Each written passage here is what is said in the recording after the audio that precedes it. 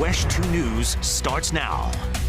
First at 5, detectives digging for clues in the deadly shooting of a teen in East Orange County. Within just the last hour, investigators identified the victim as 17-year-old Gabriel Rosario Cortez. The shooting happened on Chesham Drive in the Sheffield Forest subdivision off of Dean and McCullough Roads. WESH 2 News' Greg Fox has been uncovering information in this case. He's joining us live right now. So, Greg, do authorities know why this happened? No, that's the part they're still trying to figure out.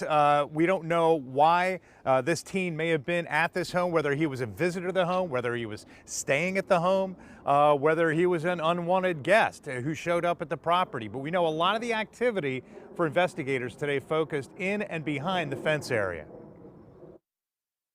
I have a great friendly relationship with them, and it's heartbreaking. Patty Young lives across the street from the Chesham Drive home where the teen was found fatally shot shortly after 10 o'clock Thursday night. She says a family with children have been renting the house that grew into an extensive crime scene overnight and through much of the day. Mostly I'm just really concerned about them. It's terrible.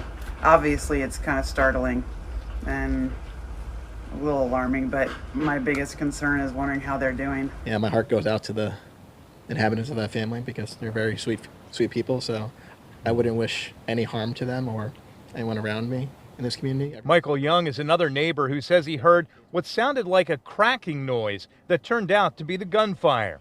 He says he ran outside to see two vehicles speeding away. I'm pretty sure it was a larger, darker color SUV, but I didn't see it right in front of the house. I just saw it when it was going past the cul-de-sac in the middle over there of Chestnut, just driving down. And then I saw, of course, the Ram 1500 drive down the other direction. The person who lives in the house, that was their truck. Yes. Young also says he saw another person being treated and driven away in a paramedic vehicle. Another neighbor told us he provided security camera video to deputies that shows a man walking along the sidewalk to the home just before shots were fired. WESH 2 Investigates discovered in State Division of Corporation records that a painting and pressure washing business has the same address as the house. You can see some of the equipment in the backyard. That yard was the focus of a lot of attention by crime scene technicians gathering evidence.